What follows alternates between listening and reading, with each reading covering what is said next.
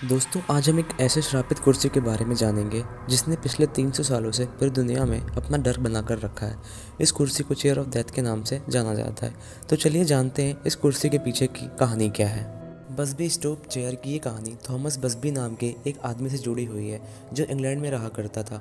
ये घटना है साल 1702 की। इंग्लैंड में रहने वाला थॉमस बसबी अपने दोस्त डैनियल के साथ मिलकर नकली सिक्के बनाने के गैर कानूनी काम किया करता था और हर शाम ही दोनों मिलकर एक बार में शराब पिया करते थे।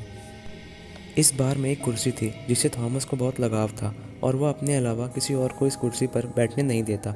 अगर कोई भी थॉमस की उस कुर्सी पर बैठ जाता तो थॉमस तुरंत उससे लड़ झगड़ता था।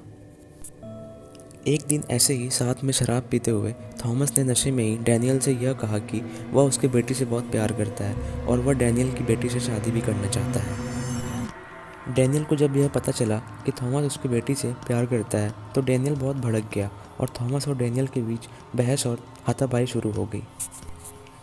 इसी बीच थॉमस को नीचा दिखाने के लिए डैनियल जबरन थॉमस की पसंदीदा कुर्सी पर बैठ जाता है, जिसे देखने के बाद थॉमस और भी ज़्यादा भड़क जाता है और डैनियल से लड़ते हुए वो डैनियल को गुस्से में गला घोंटकर मार डालता है। डैनियल के कत्ल के जुर्म में थॉमस बसबी को फांसी की सज़ा सुनाई जाती है और फांसी देने से पहले जब उससे उसके आखिरी ख्वाहिश के बारे में पूछा जाता है तो थॉमस अपने आखिरी ख्वाहिश बताते हुए कहता है कि उसे आखिरी बार अपने पसंदीदा कुर्सी पर बैठना है।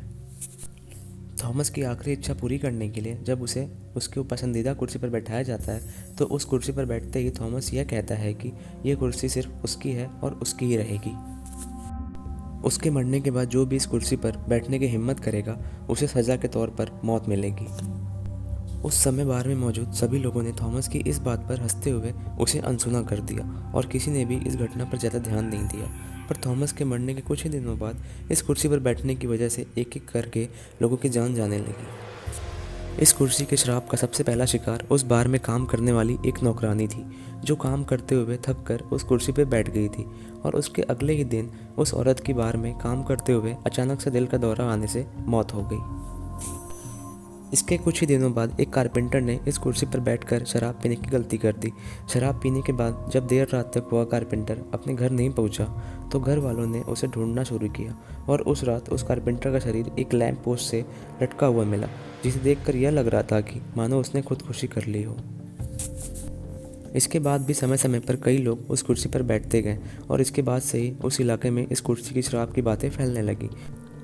इसके बाद भी बहुत लोग इस कुर्सी पर बैठे, जिनमें से कुछ तो अनजान में और कुछ तो इस कुर्सी को मजाक बनाने और उसे गलत साबित करने के लिए उस पर बैठने की हिम्मत की।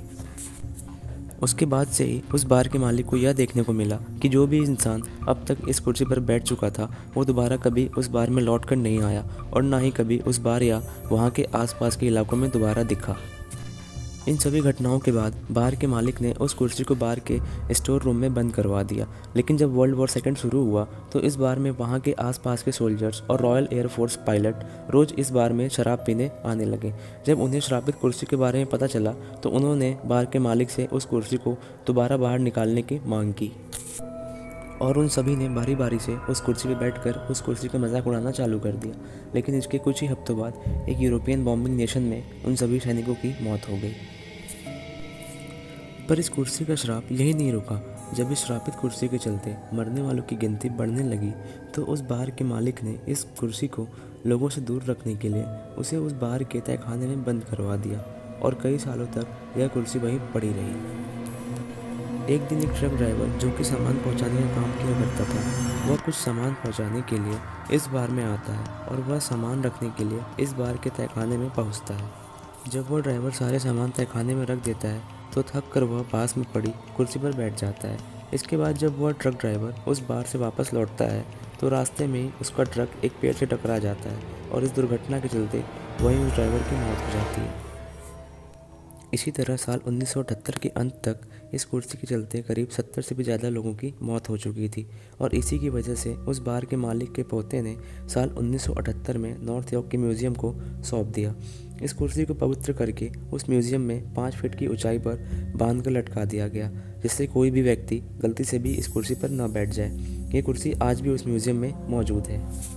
कई पैरानॉर्मल एक्सपर्ट ने इस कुर्सी पर रिसर्च किया है, जिनमें से कईयों ने उस कुर्सी के आसपास थॉमस बसबी के आत्मा को देखने का दावा किया है। इस श्रापित कुर्सी की कहानी कई किताबों का हिस्सा भी बन चुकी है। दोस्तों आज की वीडियो में बस इतना ही। मुझे उम्मीद है कि आपको यह वीडियो पसंद आया होगा। वीडियो पसंद आया हो तो वीडियो को लाइक और शेयर ज़रूर करना और चैनल को सब्सक्राइब करना मत भूलना। Thank you.